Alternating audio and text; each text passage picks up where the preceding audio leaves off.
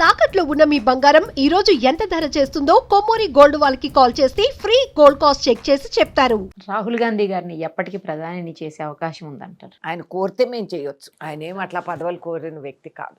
అవ్వాలని మా ఇష్టం, అది మా కార్యకర్తల పిలుపు. ఆయన చాలా నిజాయితీపరుడు, దాన్ని కాదు అనడానికి ఆయన కట్టిన శత్రువులు కూడా అనలేరు. సిన్సియర్గా హార్డ్ వర్కింగ్, సిన్సియర్గా దేశం కోసం. ఆయన వద్దు అనుకున్న ఆయన నెక్తురులో ఉంది కదా, ప్రతి నెక్తురు బొట్టులో ఈ దేశం అనేది ఉంది. వాళ్ళ ఇంట్లో ఎంతమంది బలైపోయారు, ఎన్ని త్యాగాలు చేశారు. అలహాబాద్లో వాళ్ళు ఉన్న ఇల్లు గృహాలు ఆ రోజుల్లో వాళ్ళంతా ఒకప్పుడు ఆస్తిపరులు అన్నీ ఇచ్చేశారు పార్టీ కోసం, దేశం కోసం. ఇచ్చిన వాస్తవాలు ఉన్నాయి. వాళ్ళ తాతగారు జైల్లో కూర్చొని దేశ చరిత్ర మార్చేశారు, రాశారు. మీరు if you read the letters to Indira Gandhi, అదేవిధంగా Nehruvian view on economy, on politics, on foreign policy, ఎంత ఇష్టం లేకపోయినా ఈ చదువులేని వాళ్ళు దొంగ సర్టిఫికెట్లు తీసుకొని పార్లమెంట్కి వచ్చి నాటకాలు వేసే రాజకీయాలు ఈ కాలం చాలా శోచనీయం. కానీ వీళ్ళు చరిత్ర చదవకుండా మాటికి ముమ్మాటికి నెహ్రూ ఇది నెహ్రూ అదే నెహ్రూ గారిని బాగా ట్రోల్ చేసి ఇది మాట్లాడి, నువ్వు ఎంత చేసినా you cannot erase Nehruvian vision on world politics, on economy, on ఇది ఆయన చేసిన ఇస్రో, ఈవీ, సైంటిఫిక్ ఎస్టాబ్లిష్మెంట్స్ అన్ని పెట్టింది దేశం మొట్టమొదటి ప్రధానమంత్రి. ఆయన తప్పులు చేయలేదు, చేశారు. మనిషి కదా, దేవుడు కాదు. He did some mistakes. Let us accept that. But let us also accept that he did some brilliant things. Constitution లో సైంటిఫిక్ టెంపరమెంట్ ఉండాలి అనేది ఎంతమందికి తెలిసి? వీళ్ళు సొల్లు కబుర్లు, ఎవడో రాసిన స్పీచ్ వీళ్ళు కంటాపాఠం పట్టేసి ఓ సోది చెప్తా ఉంటారు, మాకు బోరు కొట్టేసి. కానీ వాస్తవానికి నువ్వు చదివిన వాడివి అయితే, if you have understood, then you would have appreciated. ISRO నువ్వు వేయలేదురా, నువ్వు సైంటిఫిక్ ఇవాళ విదేశాలన్నీ మన దగ్గరికి వస్తున్నాయి, మా శాటిలైట్స్ మీరు లాంచ్ చేయండి. ఆ ఆలోచన విధానానికి ఆ రోజుల్లో మొట్టమొదటి ఇస్రో రాకెట్ పోయింది ఎడ్ల బండి పైన. అటువంటి భారతదేశాన్ని ఈ స్థాయికి వీళ్ళు 11 ఏళ్ళలో వచ్చి డబ్బాలో సంకలు కొట్టుకుంటే నాకు చాలా నవ్వాలా ఏడవాలా నాకు అర్థం కావట్లేదు. ఏం చూశారు, ఏం చేశారు? మేము వేసిన పునాదులపై నువ్వు అంతస్తులు కడుతున్నావు స్వామి. కానీ నువ్వు ఆర్థికంగా నీకు ఇవాళ రోజు నువ్వు చూస్తే నీ రూపాయి ఇంకంత జరిగిపోయింది. మిడిల్ క్లాస్ మధ్యతరగతి వాళ్ళు పిల్లలకి ఈఎంఐలు, బ్యాంకుల్లో లోన్లు తీసుకొని మేము విదేశాలు పంపుకున్నాం. ఇవాళ యావత్ ప్రపంచంలో సంచలన గొడవ జరుగుతూ ఉంది. Trade markets have crashed, market is bleeding. ఇవాళ నీ షేర్ వాల్యూస్ అన్నీ కింద పడిపోయినాయి. ఒక ట్రంప్ తాండవం ఆడుతున్నాడు. అసలు ఆయన ఎందుకు అలా ఆయన చేసేది ఆయన చేస్తున్నాడు. ఆయన దేశం కోసం ఆయన రాజకీయాలు చేస్తున్నాం. మనం ఏం చేస్తున్నాం? కౌగిలించుకొని ముద్దులు పెట్టుకొని, ఇవి పాలిటిక్స్ కాదు బుజ్జి. ఇది అర్థం కావట్లేదు వాళ్ళు. ఇవాళ ఏం చేసాం? మన చుట్టూతా ఉండే శత్రువులే. నేపాల్ ఎప్పుడు కూడా small brother, younger brother of India అని అనుకున్న వాళ్ళని నేపాల్ కూడా మనల్ని ఉరిమి చూస్తూ ఉంది. శ్రీలంక ఎక్కడ ఉంది? బంగ్లాదేశ్ సృష్టించింది బంగ్లాదేశ్ ఇందిరాగాంధీ. ఆ రోజు అంతా వాళ్ళ విదేశీ అహంకారాన్ని తొలగించి పాకిస్తాన్ నడుమెర కొట్టి మనం బంగ్లాదేశ్ ఏర్పాటు చేసాం. ఇవాళ బంగ్లాదేశ్ ఉరిమి చూస్తా ఉంది. What is your foreign policy? నేను అడుగుతున్నా. నేను చెప్పలేదు ఆపరేషన్ సింధూర్ అని ఏం చెప్తుంటే ఆ ట్రంప్ గారు 26 సార్లు 28 సార్లు నేనే చేశానని ఆయన చెప్తున్నాడు. అది కాదనడానికి కూడా వీళ్ళ దగ్గర సత్తా లేదు. ఇప్పుడు మనం పుట్టిన్ని కౌగిలించుకొని చైనాని సంకన పెట్టుకుంటే అది భవిష్యత్తులో ఏంటి అనేది ఆలోచించుకోవాలి. We are in dangerous times. There is a world war going on everywhere. ఎవరికీ అర్థం కావట్లేదు. మీరు ఇరాన్ ఇప్పుడు ఆయన ట్రాక్ గీరుతున్నాడు, ఇప్పుడు గ్రీన్లాండ్ ఆయన ఆక్యుపై చేసుకుంటున్నాడు. ఆల్రెడీ వెనిజువెలా ట్రంప్కి ఆయిల్ అవసరం లేదు. America to stop China. See, these are the politics that are going on. Internal గా అది అర్థం చేసుకోవాలా. వాళ్ళు ఎందుకు వాళ్ళు ఏం తెలివి తక్కువగా చేయటం లేదు. Don't under estimate Trump. నేను నా మిలిటరీలో మాది ఒకటి నేర్పిస్తాను, never under estimate the enemy అని. అదైతే నిజం. సో వాళ్ళు మనకంటే 2 అంచనాలు ముందున్నారని అనుకొని మనది ఎట్లా మనం కాపాడుకోవాలి, how to gear up India's economy. మనం ఎట్లా ఊరికే మనం వీఆర్ 4th బెస్ట్ ఎకానమీ అని చెప్పుకుంటే కాదు, వెంటనే you have to take emergency steps. ఇది ఆదుకుంటేదానికి ఈ బిజినెస్ కొలాప్స్ ఇవాళ నీకు ఆటోమొబైల్ కానీ, లెదర్ కానీ, రొయ్యలు, సీ ఫుడ్ కానీ, ఈ ఎక్స్పోర్ట్స్ అన్నీ నాశనం అయిపోయినాయి. గార్మెంట్స్, రెడీమేడ్ గార్మెంట్స్ నీకు స్టాక్ పైలింగ్ పిచ్చిగా వాళ్ళు ఏమైపోవాలా, వాళ్ళ మీద ఆధారపడి ఉన్న కార్మికులు ఏమైపోవాలా, వాట్ విల్ హ్యాపెన్, నీ unemployment rates will jump, quantum లీప్స్లోకి వెళ్ళిపోతుంది. 6 నెలలకి ఎట్లాగో వాళ్ళు ఊపిరి పట్టుకొని నడుము బిగించుకొని నడుపుతూ వచ్చారు. కానీ ఈ 2 monthsలో ఇది రిజాల్వ్ అవ్వకపోతే వీ హ్యావ్ అ క్రైసిస్. ఇవి ఉన్న మాటలు, యు ఫేస్ దెమ్. నిజం చెప్పు దేశానికి. Let us all go on austerity drive. మీరందరూ కూడా ఇది చేయండి, ఇంత కాంట్రిబ్యూట్ చేయండి. ఆయన పిలిస్తే పలికే వాళ్ళు ఎవరు లేరు ఈ కాలం, ఆయన చేసే నాటకాలు డైలాగులకి.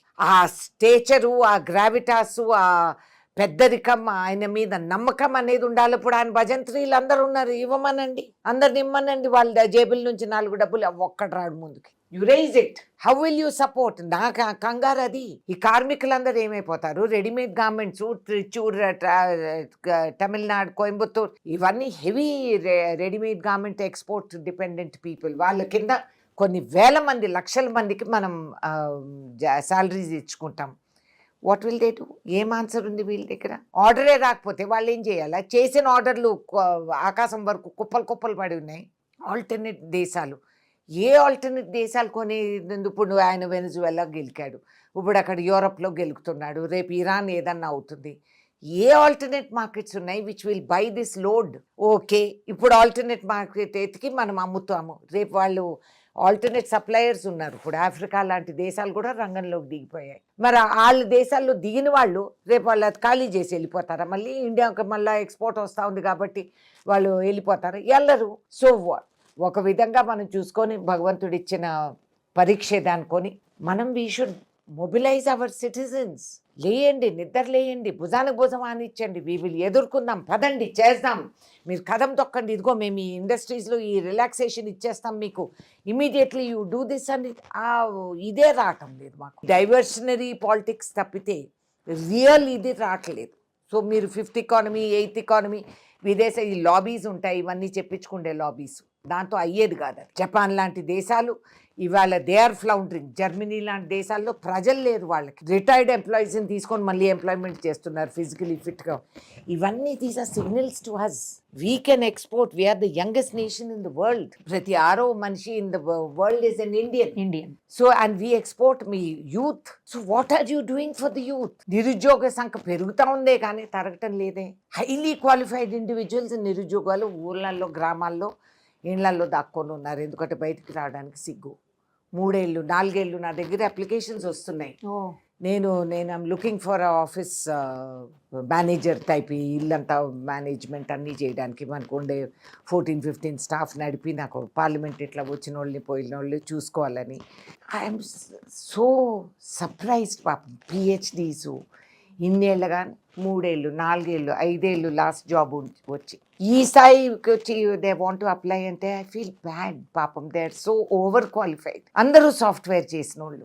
మరి ఇప్పుడు విదేశాల్లో గడగడలు వణుకుతున్నారు మన వాళ్ళు. ఎప్పుడు ఏ క్షణం వాళ్ళు దే కాన్ ప్లాన్. వాళ్ళ పిల్లలు, వాళ్ళ ఫ్యూచర్, ఇంటికి రాలేరు, ఇంటికి వస్తే మళ్ళీ తిరిగిపోలేరు. అసలు ఏమైపోతుంది అనేది.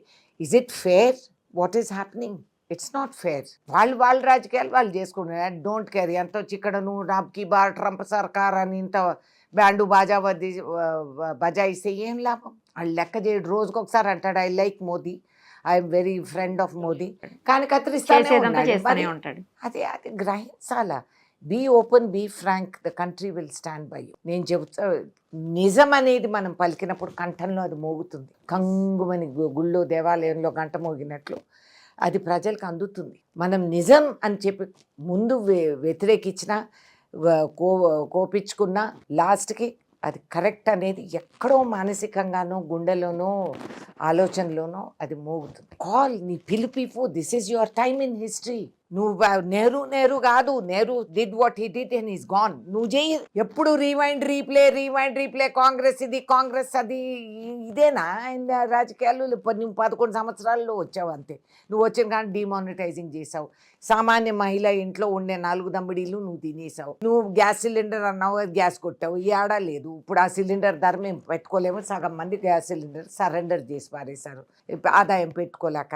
చదివిపించమన్నారు, చదివిపించాము, మేము హక్కుగా ఇచ్చాము. చదివిపించి పెట్టినోడికి సంకనాకపోయింది, వాడికి పనికి రావటం, తండ్రి చేసిన వృత్తికి పనికిరాడు, డిగ్రీ పెట్టుకొని ఉద్యోగం లేదు. మరి వాట్ ఈజ్ అవర్ ఫ్యూచర్? మనం అది ఆలోచించాలి. మా తల్లిదండ్రులు ఇంకా ఆర్ఎస్ఎస్ ఏమో ఇంకా పిల్లలు కనండి హిందువులు అని చెప్తున్నారు.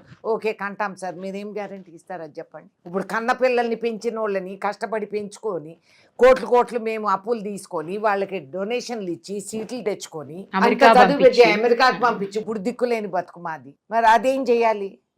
దానికి జవాబు చెప్పండి. ఇప్పుడు ఈఎంఐలు తీసుకొని ఇవాళ రూపాయి అంత పడిపోయింది. What will happen? బంగారు అసలు ఏంటి మేడం బంగారం, సిల్వర్ అమ్ము ఊహించుకోలేదు అనుకోలేదు. ఇప్పుడు అందరిలో ఒక చర్చ మేడం ఏంటి అంటే, రాహుల్ గాంధీ గారు పెళ్లి చేసుకుంటారా, అసలు పెళ్లి చేసుకోరా? మీరు సోనియా గాంధీ గారి కుటుంబానికి అత్యంత సన్నిహితులు, చాలా క్లోజ్ ఉంటారు, చాలా ప్రేమగా ఉంటారు, వాళ్ళ ఫ్యామిలీ మీతో చాలా రిలేషన్ ఉంటుంది. సో మీకు తెలుస్తుంది కదా ఏమన్నా అవకాశం ఉందా లేదా అని అందరు అంటున్నారు. రాహుల్ గాంధీ పెళ్లి చేసుకున్నా చేసుకోకపోయినా ఆయన వ్యక్తిగత వ్యవహారం అది. కానీ పబ్లిక్ లైఫ్ లో ఉన్నప్పుడు, పబ్లిక్ లైఫ్ లో చేసుకోలేదు కదా, అప్పుడు ఆయన్ని కూడా అన్నారు. ఇవన్నీ లేకుండా మా హీరో ఏమన్నా చేసుకుంటాడు. Whether he will get married or not married, ఇప్పుడు కాకపోతే రేపో, ఆయన ఇష్టం అది. ఆయన వ్యక్తిగత వ్యవహారాల్లో మనం ఎందుకు దిగాలి? How is it of our concern? ఆయన ఏది ఆలోచించకుండా ఆయన భారత్ జోడో యాత్ర అనేది చేపట్టి అంత ఘనకార్యం ఆయన సాధించారు. మళ్ళీ ఎన్ని జనరేషన్స్కి మనం చూస్తాం అట్లా leader who can walk, who can go to the whole country where his grandfather laid the foundations. వాళ్ళ తాత వేసిన పునాదులు చూసుకుంటూ తిరిగారు. ఇక్రిసాట్ కానీ, ఇస్రో కానీ, పబ్లిక్ సెక్టర్ అండర్టేకింగ్స్ అని కానీ, అగ్రేరియన్ గ్రీన్ రెవల్యూషన్ అని కానీ, ఇవన్నీ వాళ్ళ తాత ముత్తాతలు నాయనమ్మలు అందరూ చేసిన బ్రహ్మాండం అది. సో అట్లాగే ఈ పిల్లోడు కూడా నడుచుకుంటూ పోయారు. సో అది మనం చూడాలి. కానీ ఆయన పెళ్లి చేసుకుంటాడా లేదా ఆయన personal, I never ask, it's not my business. My business అంటారా? రియల్లీ యువర్ బిజినెస్ అని కూడా అంటారు. ఫ్యాక్ట్. అంటే ఆయన గురించి మాట్లాడినప్పుడు ఫస్ట్ దాని గురించి మాట్లాడుతున్నారు. అఫ్ కోర్స్, అంటే చాలా మందికి కొన్ని చాదస్తాలు ఉంటాయి. ఆయన చేసుకుంటే జాతకాలు మారతాయి ఇవి అవి అని అనుకుంటా ఉంటారు. అవన్నీ కథలు. అది కూడా అంటారు. ఆయన ఇష్టం ఉంటే ఆయన చేసుకుంటాడు. ఎవడొద్దంటాడు అనుకో అంటే 1,000,000 మంది వచ్చి నిలబడతారు, ఏముంది. బట్ దట్స్ నాట్ క్రైటీరియా కదా. So he's not interested, let him not be. If he gets married, very happy. లేకపోయినా very happy. Right. సుమన్ టీవీలో మీ పర్సనల్ అండ్ బిజినెస్ ప్రమోషన్స్ కోసం కింది నెంబర్కి కాంటాక్ట్ చేయండి.